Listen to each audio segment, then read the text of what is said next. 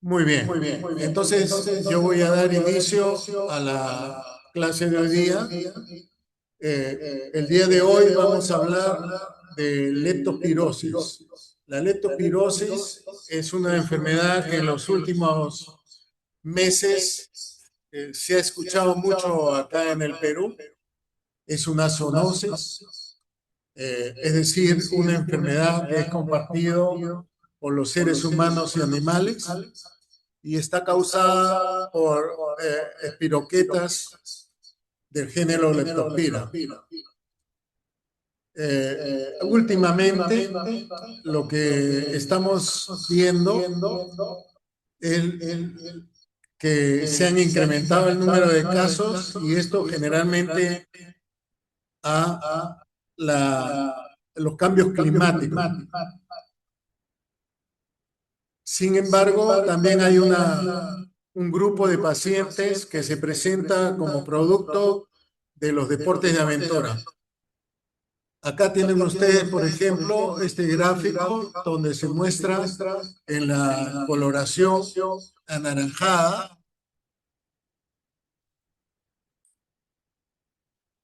En la coloración anaranjada se ve un incremento de este grupo de casos. Sin embargo, esto no es lo que está pasando en el Perú.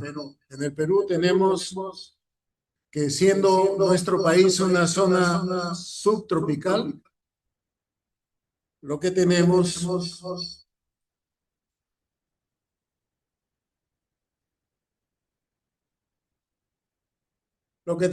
es la presentación en áreas endémicas. Importante señalar que, dado que nosotros tenemos también brotes epidémicos de dengue, y el cuadro clínico se parece mucho, tenemos que hacer el diagnóstico diferencial con esta entidad, teniendo en cuenta que alrededor del 8% de los casos son coinfecciones.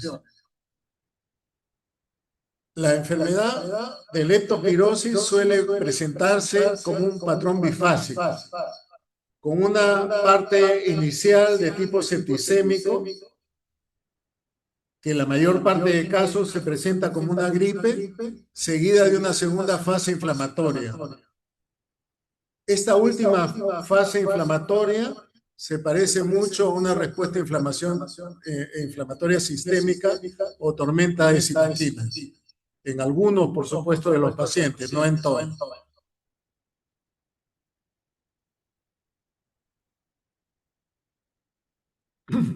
Este es el número de casos de leptospirosis por semana desde el año 22 hasta el año 26 en nuestro país.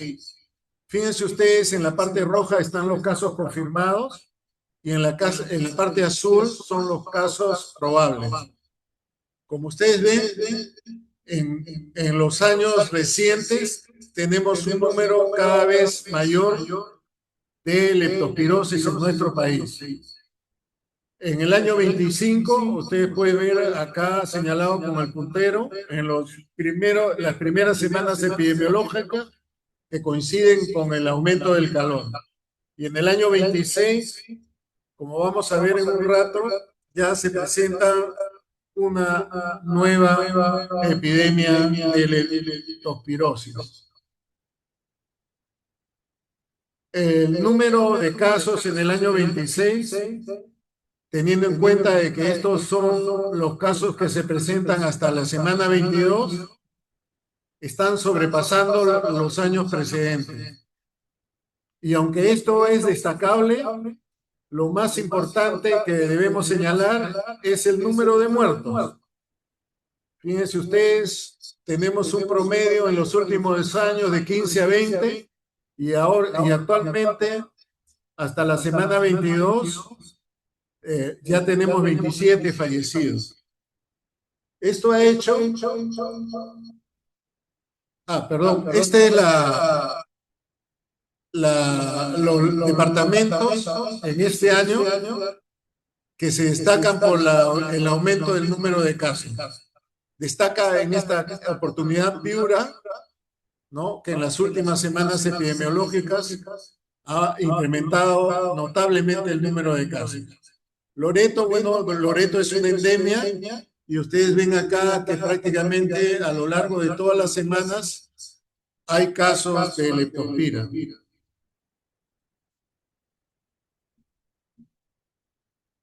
Tienen ustedes acá la forma como se ha ido incrementando la zona donde se han ido reportando leptospirosis. En el lado izquierdo, en esta parte, tienen ustedes del año 20, perdón, el año 2000 a 2011, en este caso del año 2012 al 2017, y acá tenemos los casos acumulados del año 26.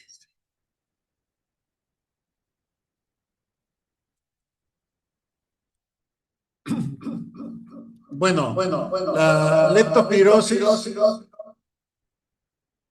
es una zoonosis, como le dije, de distribución mundial, aunque predominan en las áreas tropicales y subtropicales.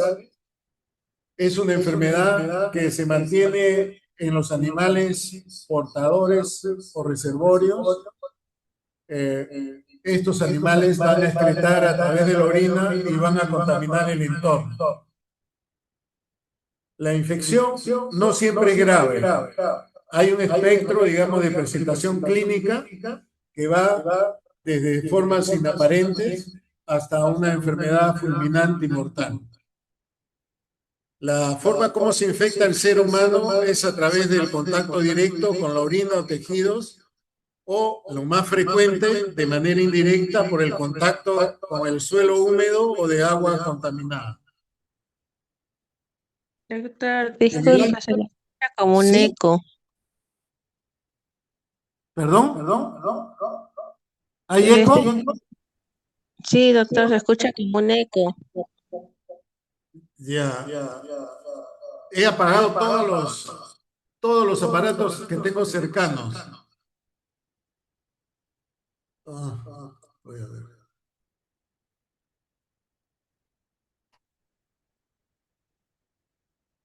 Un momentito, por favor.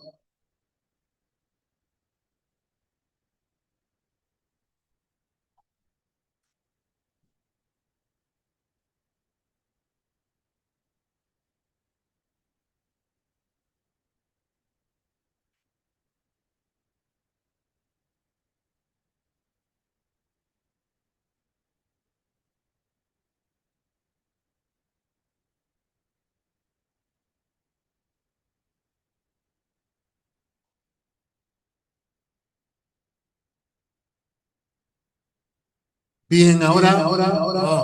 Sí.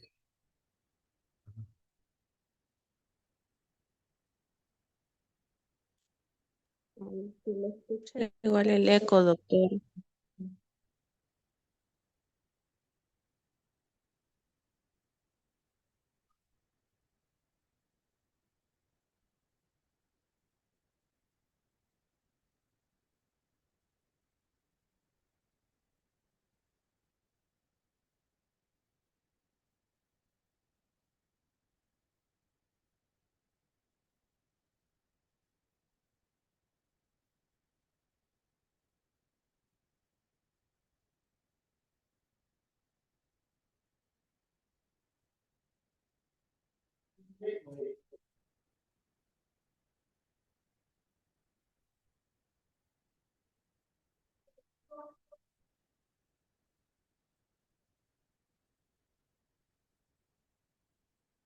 ¿Aló?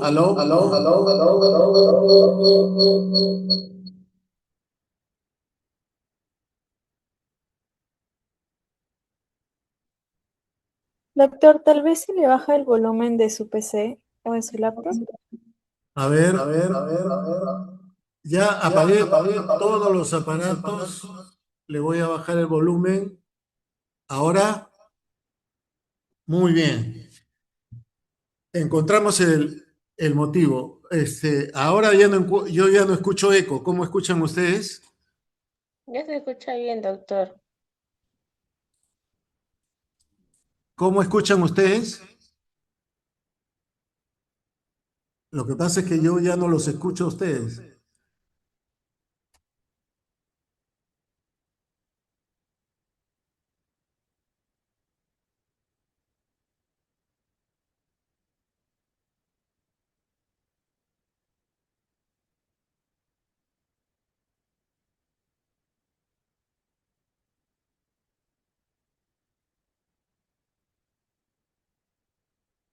¿Me escuchan bien? Sí, doctor. Ahora sí. Sí, Muy bien. Bueno, ojalá. Seguimos. Yo voy a continuar. Me avisan cualquier novedad. Muy bien. Entonces, en el año 1886, un médico alemán, Adolfo Wells, describió por primera vez en Alemania la forma histérica de la enfermedad con compromiso renal. El médico japonés Inada describió por primera vez al agente causal leptospira en el año 1915.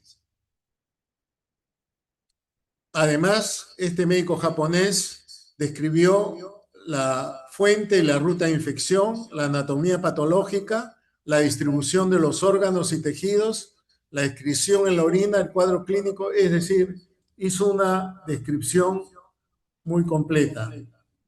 A ver.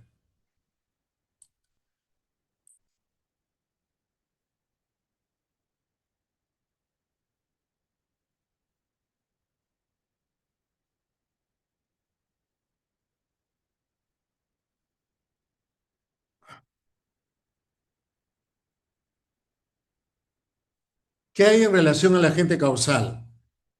Bueno, en la familia Leptospirae y el género Leptospira existen dos especies, Leptospira interrogans y Leptospira biflexa.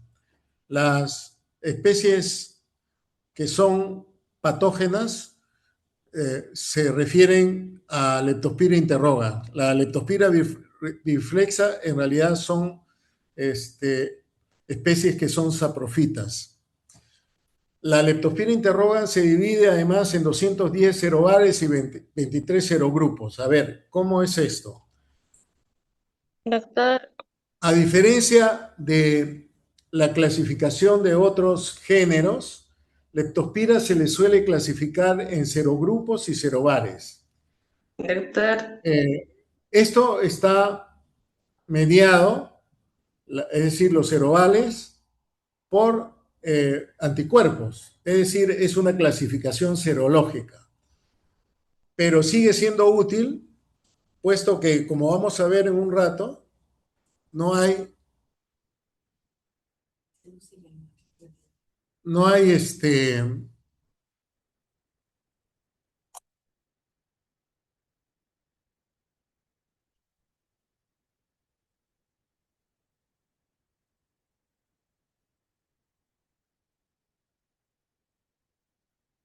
en la clasificación serológica hay una correlación con algunos aspectos clínicos y por lo tanto se ha mantenido a lo largo del tiempo.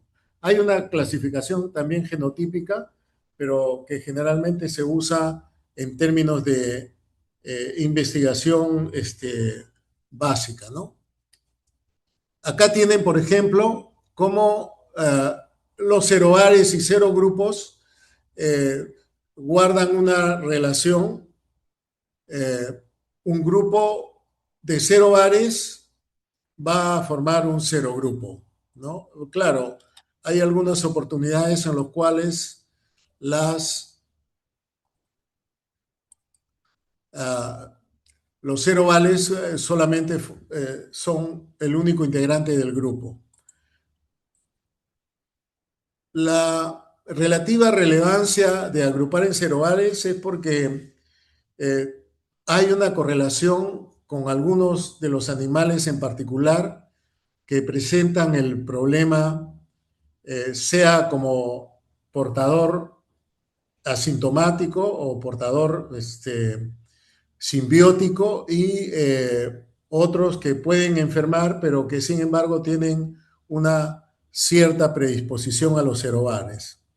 Recuerden que las espiroquetas secretan en la orina y pueden sobrevivir en el agua durante muchos meses.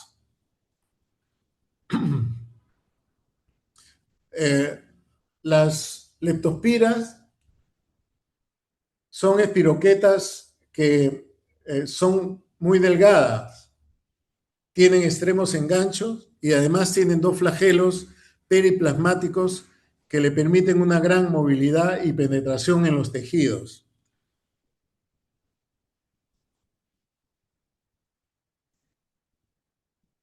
Hay una relación simbiótica con los roedores, con la rata en sus diferentes especies.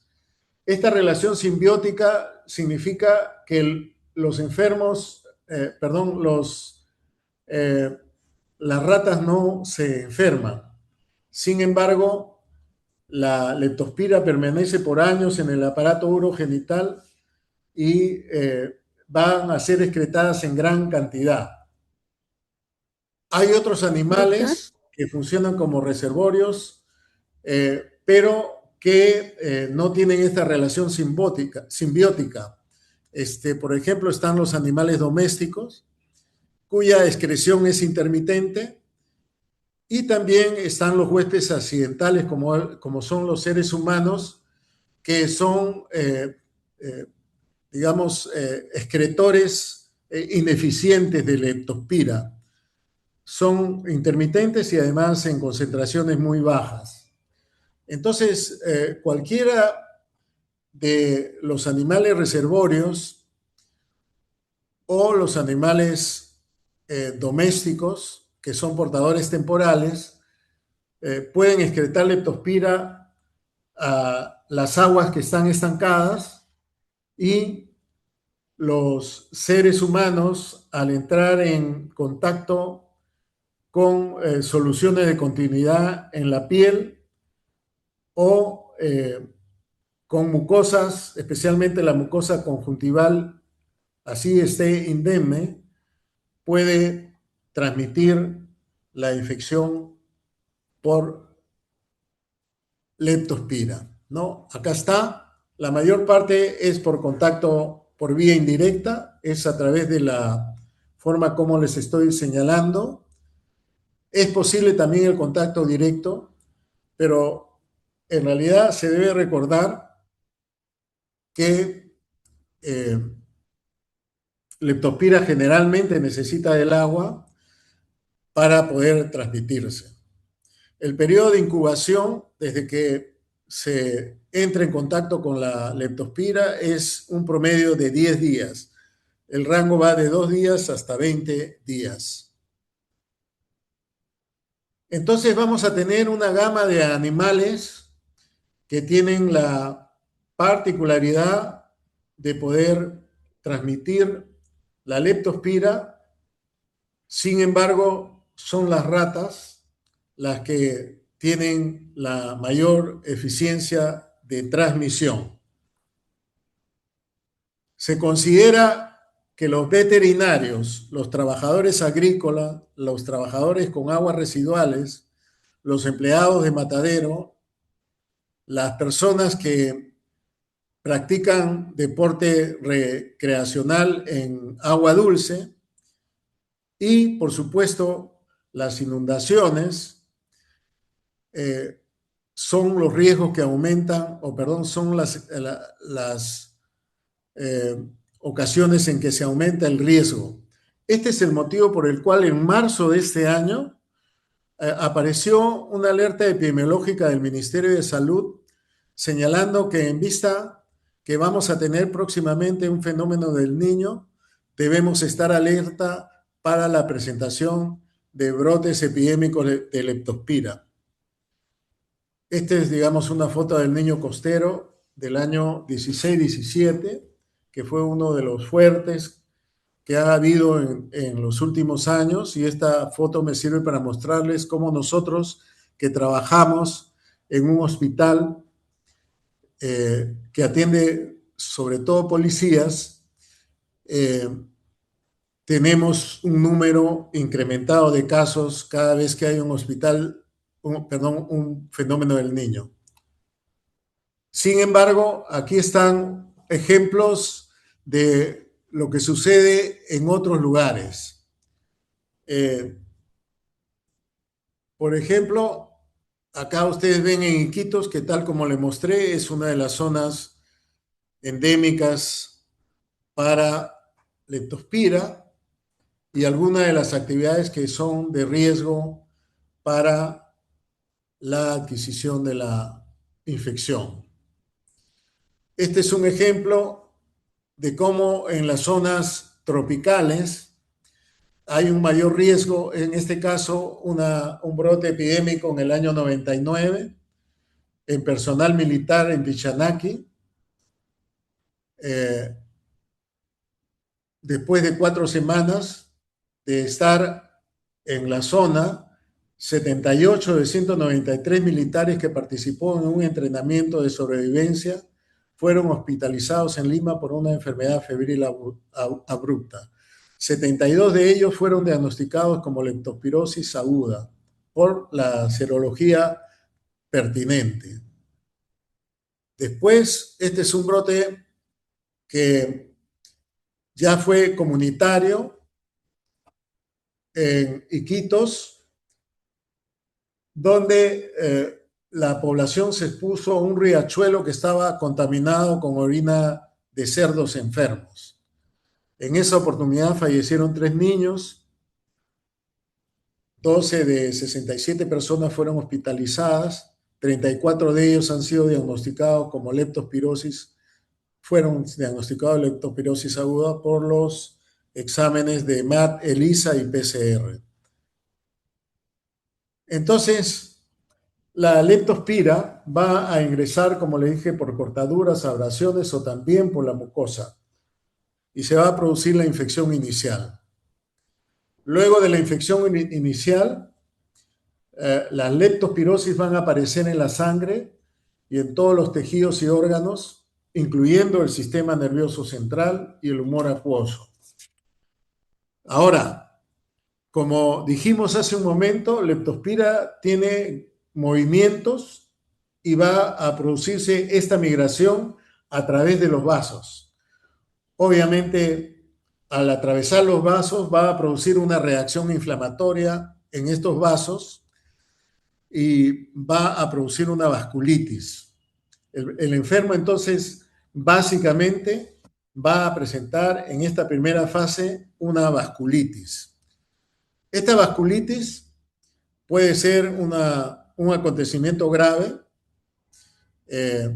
La leptospira se va a dirigir a órganos muy importantes. Por ejemplo, la leptospira va a estar presente en el riñón, que es el órgano que asegura, digamos, en el huésped que siga la propagación de la enfermedad. Va a irse al hígado, va a irse al pulmón, al músculo estriado, al sistema nervioso central y en algunos sujetos va a producir formas graves de la enfermedad. Generalmente esta fase, que se llama fase leptospirémica, va a terminar cuando el ser humano o el organismo que está infectado produce anticuerpos y se provoca una seroconversión. Esto generalmente entre el quinto y el séptimo día, aunque puede ser un poco más prolongado. Cuando se produce la respuesta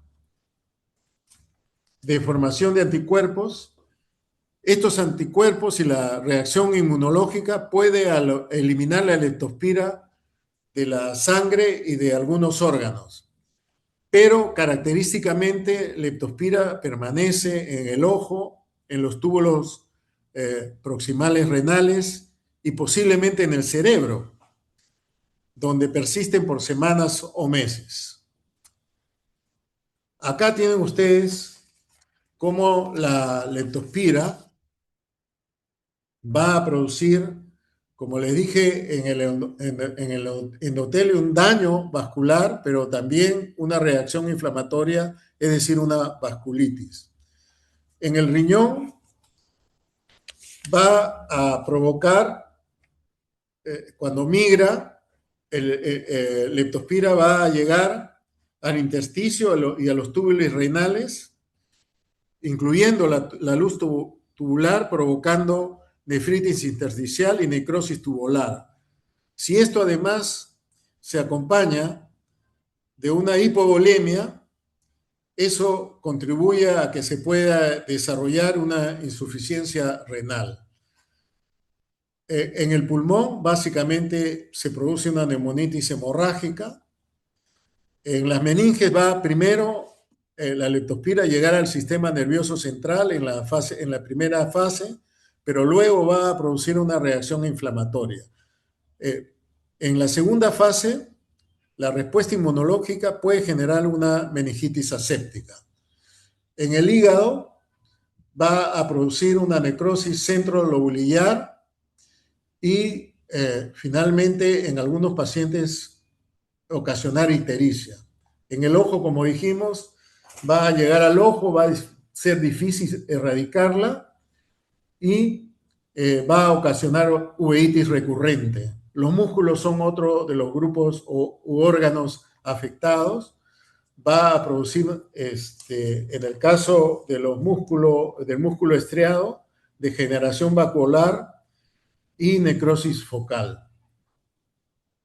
Esto va a ir acompañado de alteración en la coagulación y simplemente el paciente, si es que desarrolla una respuesta inadecuada, va a ponerse gravemente enfermo. Entonces, esta primera parte que les he mencionado va a caracterizarse por un cuadro de aparición repentina de fiebre, escalofríos, dolor de cabeza, dolor retroorbitario, fotofobia, dolor muscular localizado en la pantorrilla, en la zona lumbar, sufusión conjuntival, tos seca, náuseas y vómitos y diarrea. Como ustedes ven, es un cuadro clínico que se parece a muchas otras enfermedades. Cuando uno quiere determinar qué casos podría tratarse de una leptospirosis, por lo tanto, es muy importante, digamos, el antecedente epidemiológico. Hay que preguntar con acuciosidad si el paciente ha podido tener en los 10 días previos o tal vez un poco más contacto con aguas estancadas. En la parte clínica es muy característico el dolor muscular localizado en las pantorrillas y en la región lumbar y la sufusión conjuntival, aunque esto no tiene una adecuada sensibilidad, es decir, se presenta, pero no en todas las personas. El 90% de los casos, la leptospirosis se va a manifestar como una enfermedad febril aguda de curso bifásico, pero que no se complica. Los signos y síntomas, al cabo de una semana más o menos, van a tener una efervescencia. Esta efervescencia puede durar 24 horas o a veces hasta 48 horas y luego una reaparición de síntomas generalmente menos intensos y que van a tener un tiempo variable de duración.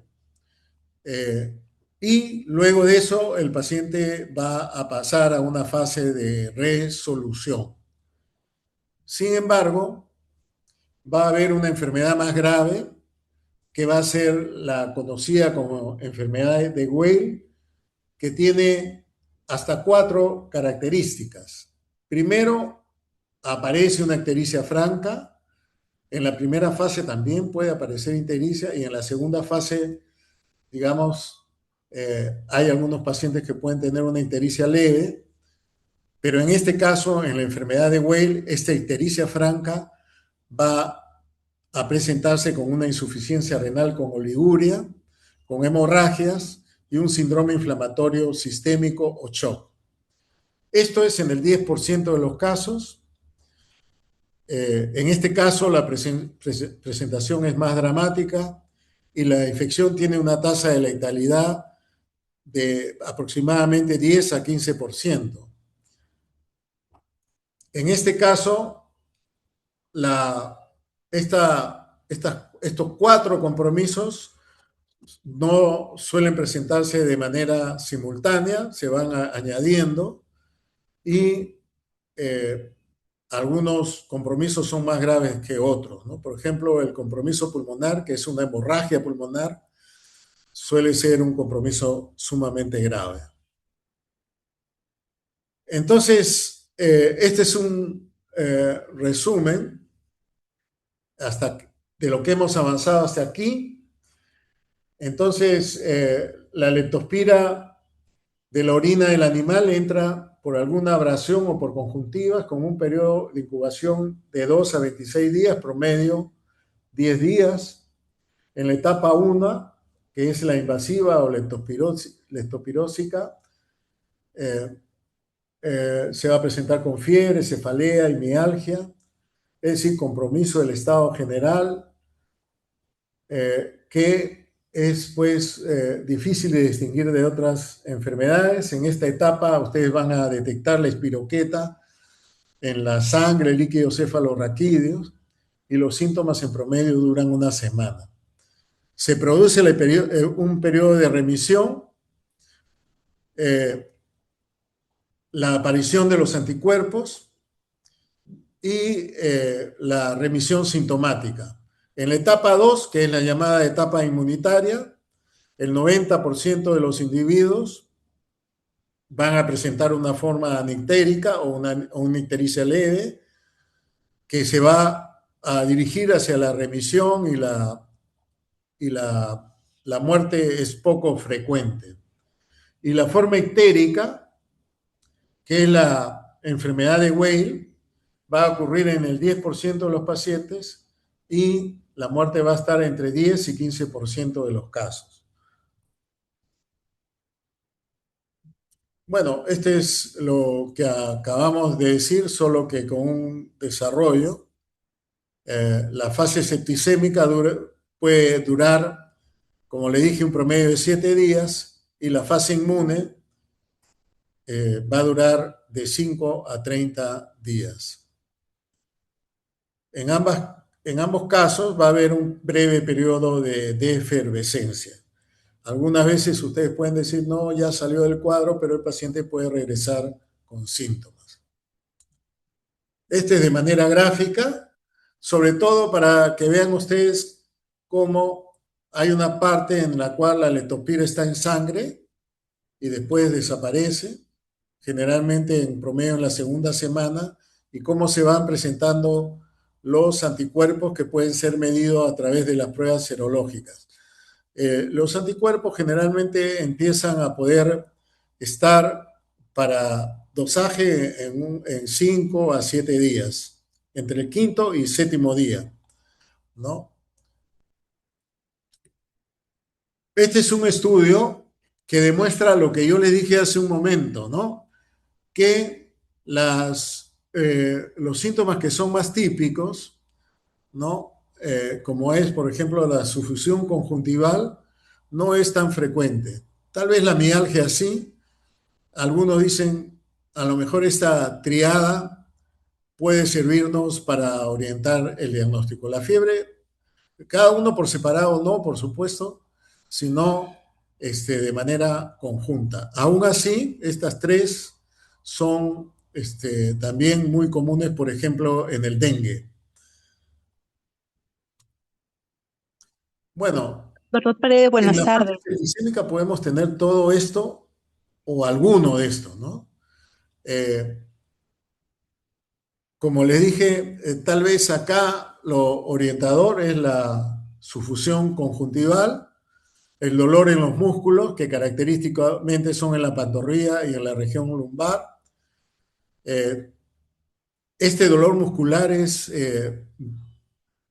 en realidad doloroso también a la palpación, lo cual no sucede con todas las entidades. O sea, si el paciente le dice, doctor, me duele la pantorrilla y ustedes lo palpan, el paciente se va a quejar de dolor a la hora de palpar. Y también lo otro que puede ser orientador es que pueden encontrar el CPK elevado, aunque hay otras entidades donde también pueden encontrar CPK elevado.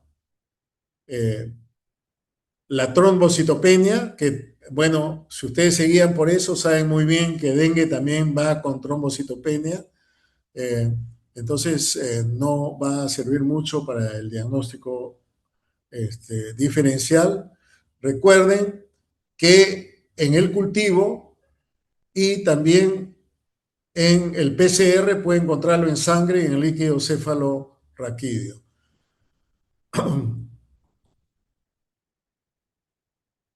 En la segunda fase, esta es una presentación sin ictericia, van ustedes a encontrar en algunos pacientes, como le dije, una ictericia y palidez leve.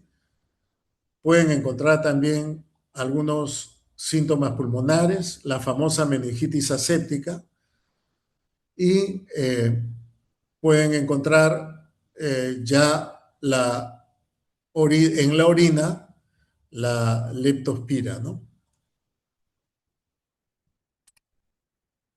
En cuanto a la enfermedad de Weil, se caracteriza por un compromiso hepático. La ictericia en una enfermedad de Weil es muy marcada, muy marcada. Miren, nosotros las cifras más elevadas de bilirrubina las hemos visto en la enfermedad de Weil. No están acompañadas estas elevaciones notables de la bilirrubina con una elevación también notable de transaminasas. Eso a lo mejor puede ser también un problema que puede ayudarlos a distinguir de otras entidades.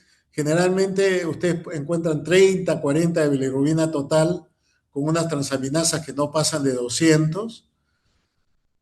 Por lo tanto, casi nunca vemos insuficiencia hepática, a pesar del compromiso tan espectacular de piel y mucosas. En cuanto al compromiso renal, ya lo dijimos, el paciente va a presentar una insuficiencia renal. Acá la clave es hacer una diálisis precoz, apenas estemos o caigamos en cuenta que el paciente empieza a tener compromiso renal, hay que programar una diálisis para este paciente, y el compromiso pulmonar, que generalmente es muy grave si se presenta en la etapa de la enfermedad de Weil, ¿no?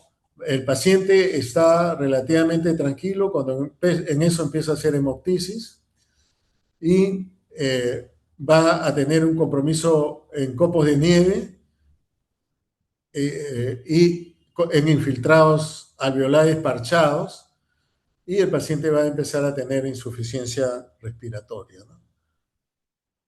Acá tienen ustedes un paciente nuestro. En la mañana, cuando tuvo su primer episodio de hemoptisis, era esta su radiografía, y por la tarde-noche ya tenía el compromiso de todo el pulmón, ¿no? El paciente tuvimos que pasarlo a UCI. Felizmente, luego de darle la asistencia a UCI y darle pulso de metilprednisolona, el paciente mejoró.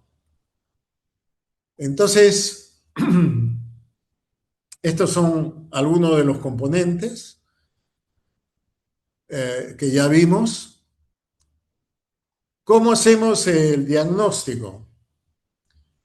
Bueno, la detección directa, o sea, encontrar a la leptospira, se hace primero mediante campo oscuro. Este campo oscuro tenemos que hacerlo en la sangre durante la semana leptospirémica, la primera semana leptospirémica, y luego ya cuando se instala en la orina, en la orina. La sensibilidad no es muy alta, por lo tanto no es un examen que se promueva, digamos, a la cabecera del enfermo, aparte de que hacer microscopía de campo oscuro no está disponible en los primeros niveles de atención. Todavía no hay una prueba para detección de antígeno. El PCR se emplea, ¿no? Porque es una, digamos, intervención que se puede usar durante los primeros 5 días, aunque todavía no es un examen práctico. Eh, la histología, obviamente si sacamos una muestra de algún órgano que está comprometido, y el cultivo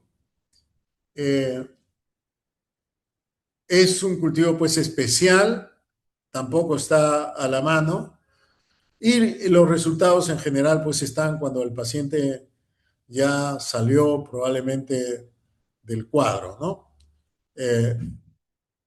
Hay que pedirlo durante los primeros días y sin tratamiento antibiótico. Lo que más se usa son las pruebas serológicas, ¿no? Está la prueba de microaglutinación o MAT, que es la prueba estándar, todavía es la prueba estándar. El tema es que se tiene que reaccionar con antígenos vivos y por lo tanto se hacen en laboratorios de nivel alto. Por ejemplo, los laboratorios privados no suelen hacer esta prueba. Esta prueba hay que hacerlo en el Instituto Nacional de Salud. Esta prueba va a tener una sensibilidad baja en la fase aguda, por lo tanto hay que hacerlo más o menos a partir del 5.º día y algunas veces incluso hay una seroconversión pero tardía. Un título de 1/800 se considera infección actual, un título de 1/200 sugiere una infección. Hemos tenido este tema de una reacción cruzada algunas veces, y siempre, casi siempre, cuando es la infección real, hay reacción cruzada entre los diferentes serogrupos. Ahora, el test de ELISA está a la mano. Se usa el test de ELISA inmunoglobulina M y, sin embargo, requiere ser confirmado por esta prueba MAT. Entonces, alguno de ustedes me dirá, pero doctor, entonces en la mayoría de pacientes que tienen leptospira va a tener un diagnóstico tardío.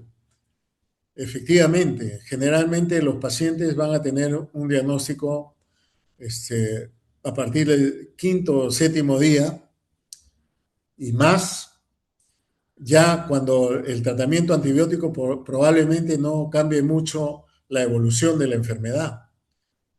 La enfermedad debe ser tratada con antibióticos, sobre todo la enfermedad grave. Y mientras antes se trate, es mejor, porque lo que va a impedir es su evolución hacia formas más severas. Ahora, me había olvidado de mencionarles que, claro, a este nivel ustedes se preguntarán por qué es que algunos pacientes hacen formas severas y otros no. Mucho se ha hablado de los factores de virulencia de esta enfermedad. Por ejemplo, se ha asociado a algunos serovares a severidad, como por ejemplo el serovar ictérico hemorragia. Aquellos pacientes que presentan la infección y tienen alguna enfermedad subyacente. Aunque nosotros esto lo hemos visto poco porque la mayoría de pacientes que vemos nosotros en el hospital son pacientes jóvenes sin enfermedad subyacente. También se habla de la dosis infectantes, es decir, es probablemente mucho más grave si tenemos una dosis infectante. Y después están otros acontecimientos que no están bien definidos, como la producción de toxinas por acción citotóxica directa, la adherencia que tienen algunas leptospiras al epitelio renal y la concentración de aglutinantes y la proteína de superficie, porque la leptospira tiene proteína de superficie, lipopolisacáridos y también las famosas proteínas de membrana externa o OMPS. Hay también tal como sucede en el COVID, algunos pacientes que hacen tormenta de citoquina en la segunda fase y no se explica muy bien por qué algunos lo hacen y otros no.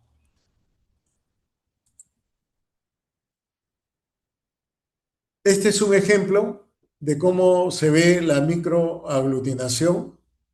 Este es en un paciente, como ustedes ven, hay diferentes serogrupos, ¿no? Que salen positivos en la primera muestra y ya después, si ustedes hacen una muestra pareada, se va identificando, digamos, el serotipo que realmente está produciendo la enfermedad.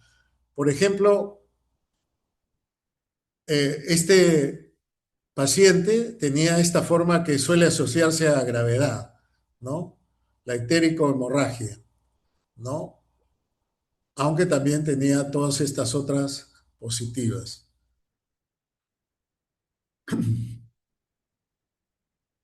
Esta es la norma técnica del Ministerio de Salud de cómo debemos enviar las muestras y en el periodo de toma de muestras de cada una de las pruebas. Entonces vamos a tener, por ejemplo, que la serología se debe solicitar entre el quinto y el 10º día del inicio de síntomas y luego hacer una muestra pareada, ¿no?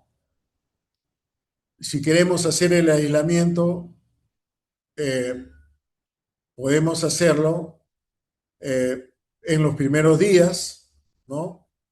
O en el caso del líquido cefalorraquídeo, o en orina después del 10º día. Bueno, cuando hay necropsia, puede enviarse también tejidos, ¿no?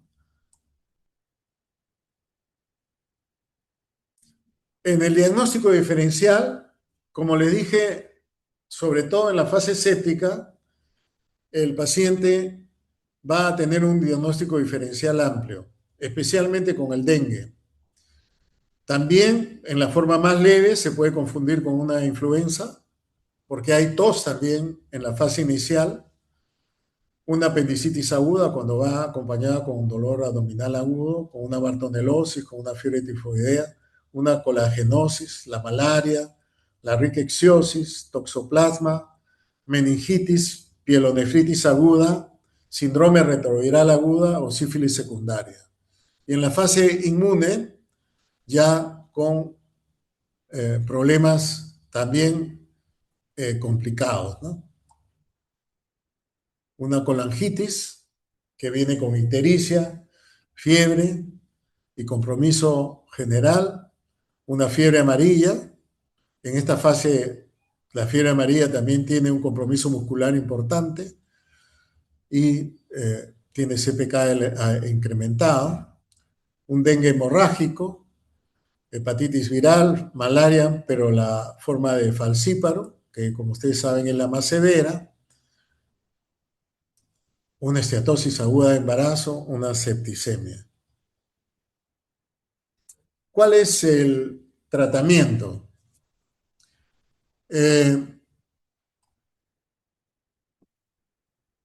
Si tenemos un paciente con una enfermedad grave, el tratamiento de elección es la penicilina, ¿no? Alternativa, ceftriaxona. Algunos ensayos muestran que penicilina y ceftriaxona tienen igual eficacia. El tratamiento es de 7 a 10 días. de manera intravenosa. En una enfermedad leve se puede usar doxiciclina, 100 miligramos cada 12 horas por 7 a 10 días. La amoxicilina también puede ser una buena alternativa, sobre todo en los niños. Y en un adulto se debe usar 500 miligramos cada 8 horas por 7 a 10 días. Eh,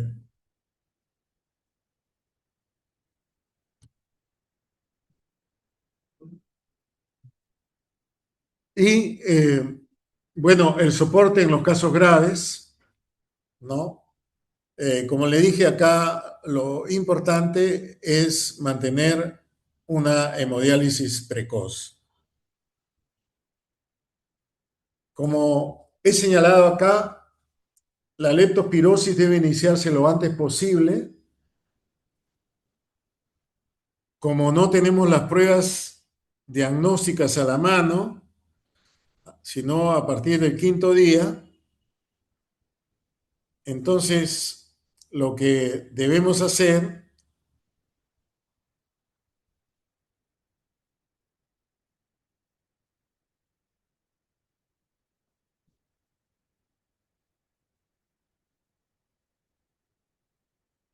lo que debemos hacer es iniciar el tratamiento de manera empírica.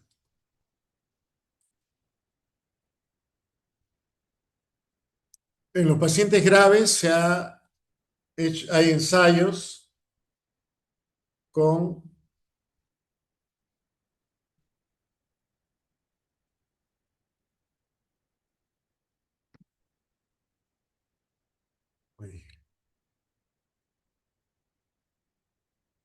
a ver, me han dicho que hay un problema.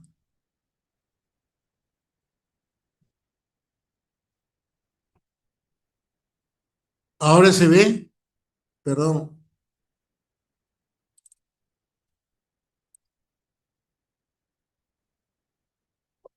Doctor, buenas tardes. ¿Nos escucha? ¿Ustedes ven ahora que... No, doctor, no se observa la pantalla. Uy. Oh, ¿y ahora? Un momentito. Doctor Paredes. Doctor Paredes. Sí, Sí, doctor. Julio está en la puerta del consultorio. ¿Le puede apoyar? sí se ve. A No, ver, un bien. momentito.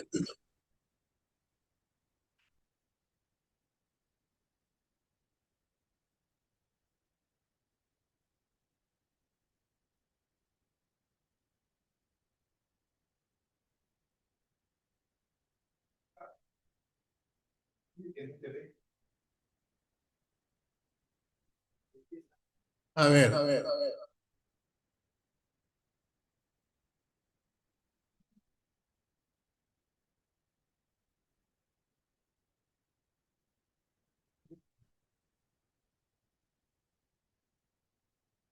Dicen que no se ve. Este está compartiendo. Ya, ahora sí se ve. Su micrófono está apagado. ¿Puedo poner la pantalla completa? Sí, desde la computadora o donde sea. Ahora, esto, papá.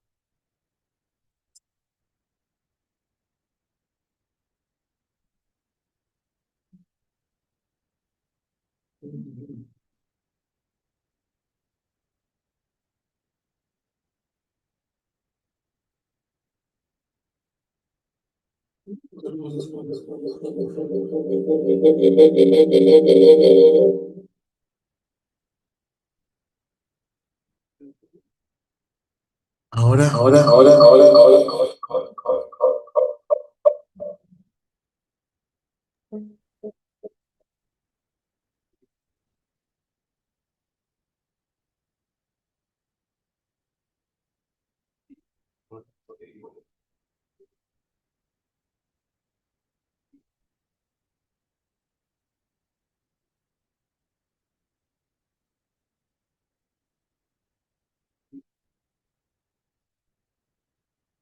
A ver, me han estado captando el audio.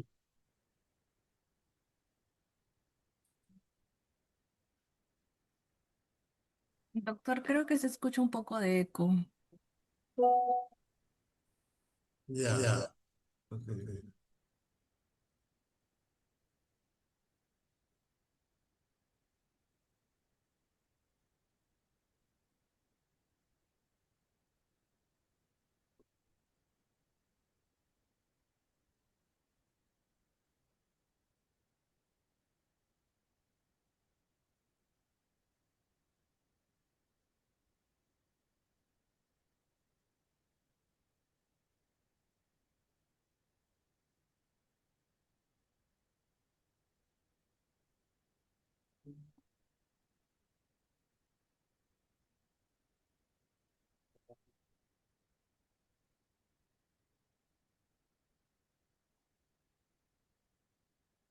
¿Actualmente me escuchan? Sí, doctor.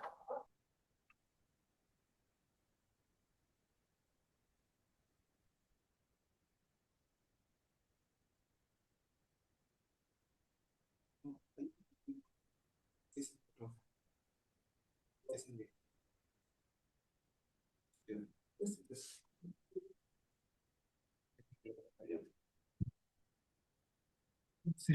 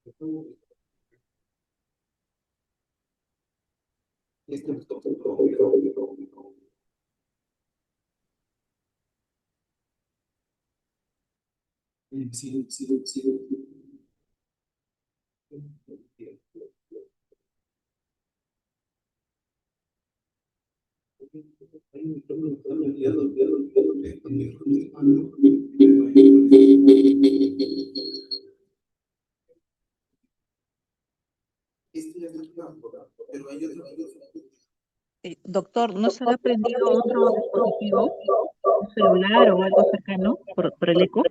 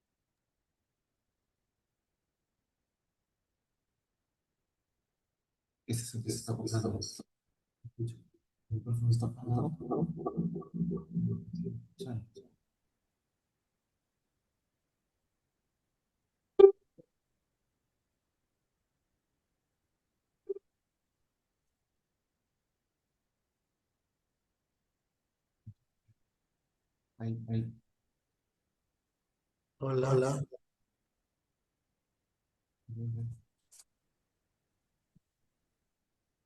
A ver, ahora. Sí se le escucha, doctor. ¿Ahora me escuchan bien? Sí, pero está el eco. ¿Le puede bajar el volumen al otro dispositivo? Y Ya. con eso. He apagado todos los dispositivos, por eso es que no me puedo comunicar bien con usted y además le bajo el volumen y vamos a ver si así funciona, pero ya estamos en la parte final.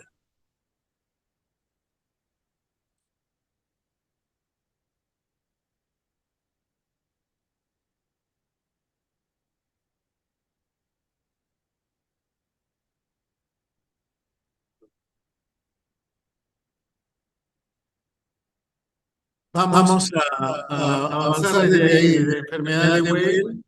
No sé si de ahí me han acompañado. Muy bien. Entonces, repitiendo algunas cosas, me avisan, por favor, si es que está pasando la imagen. Sí pasa, doctor. Ya, gracias. Entonces, la parte de enfermedad de Weil, que es la forma de leptospirosis grave, que se caracteriza por compromiso hepático, compromiso renal y compromiso pulmonar. En el caso del compromiso hepático, les había mencionado que es la enfermedad de Weil, una de las ictericia más marcadas que se ve, pero lo peculiar es que no va acompañado de elevaciones importantes de transaminasas. Tenemos bilirrubinas de 50, 60, 80, pero con elevaciones de transaminasas que no pasan de 200 o 300 y que casi nunca se acompañan de insuficiencia hepática. A pesar de que la ictericia es muy importante enfermedad de Weil, en realidad el problema es el compromiso renal y el compromiso pulmonar. En cuanto al compromiso renal, tenemos, como le dije, la parte importante es que cuando se detecte compromiso renal, que es un compromiso que va asociado a hipopotasiemia no bilirúbica, porque hay un compromiso intersticial, lo que se tiene que hacer es una hemodiálisis precoz. Y el compromiso pulmonar es muy grave y que se instala rápidamente, el paciente empieza a presentar hemoptisis y después una hemorragia franca y se puede instalar en pocas horas. Este es el ejemplo que les presenté de compromiso pulmonar en nuestros pacientes, donde se ve, es una radiografía tomada inmediatamente que el paciente presentó hemoptisis y por la tarde-noche ya el compromiso pulmonar era muy marcado. El paciente pasó a UCI, felizmente con una dosis o una terapia de pulso de triple y más la asistencia de UCI, el paciente sobrevivió. Bueno, esto ya lo mencioné. Y habíamos hablado de la forma de detectar leptospira. Había una forma directa que era detectando a la leptospira, sea por campo oscuro, aunque no tiene una sensibilidad importante. No hay todavía pruebas de antígeno, que sería lo ideal. El PCR, que todavía no es práctico. La histología, obviamente, esto se hace en muestra de tejido.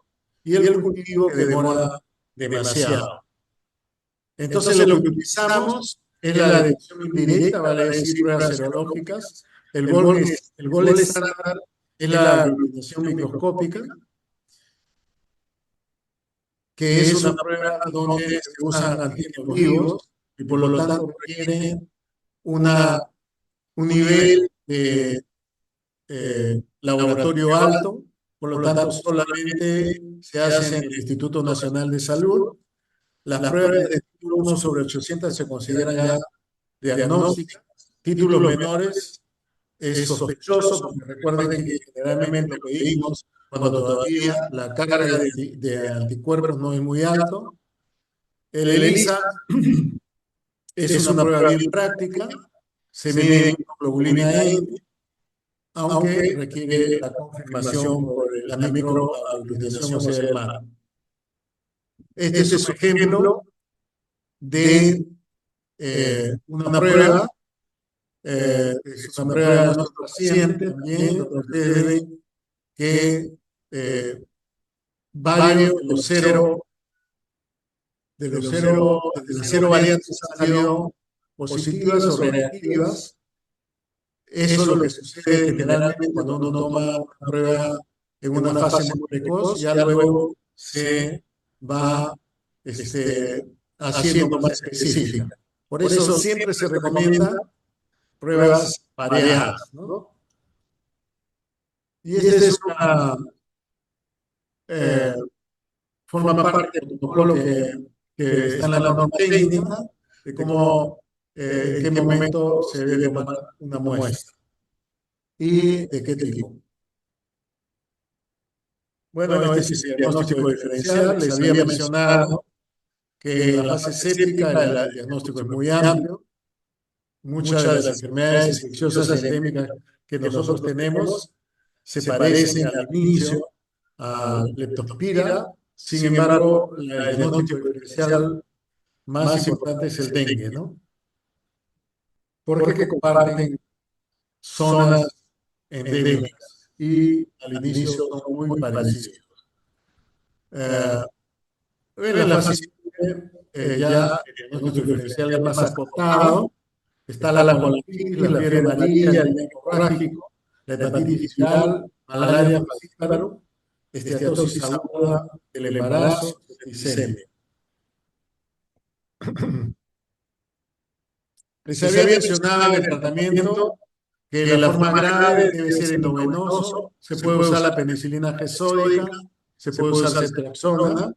En la forma leve sí se usa medicación oral.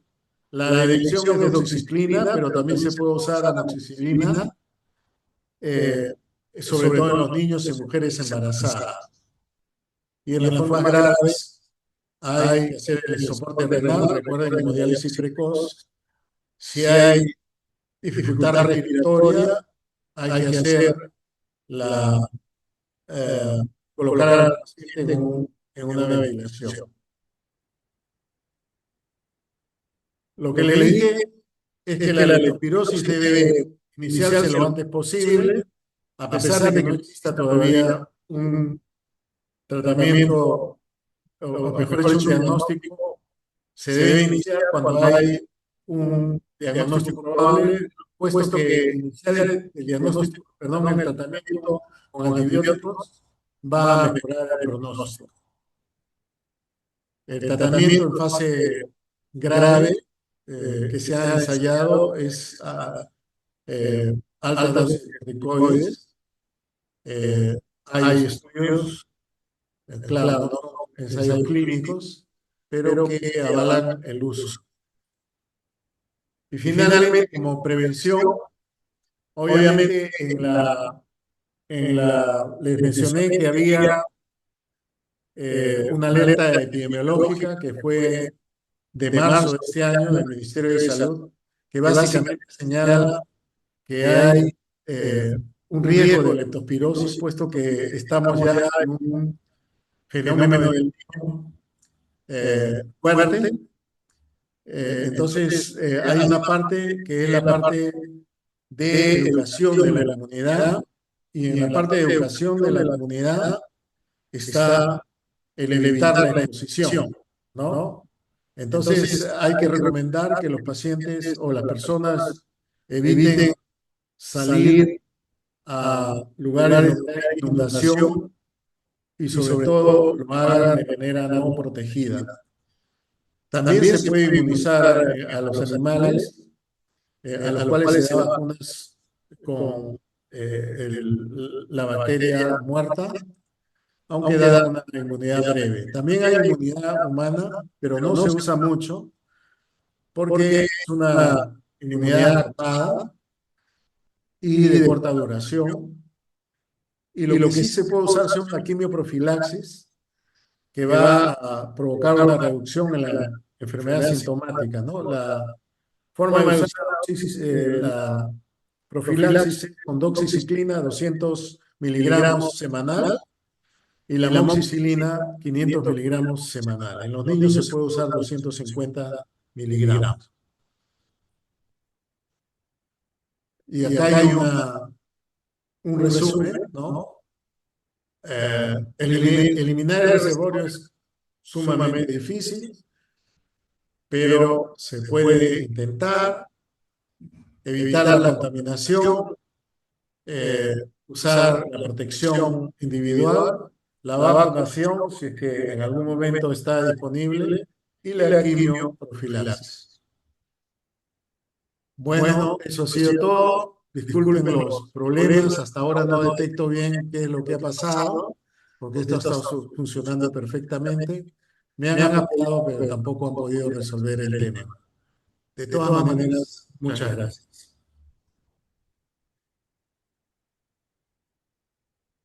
Muchas gracias, doctor.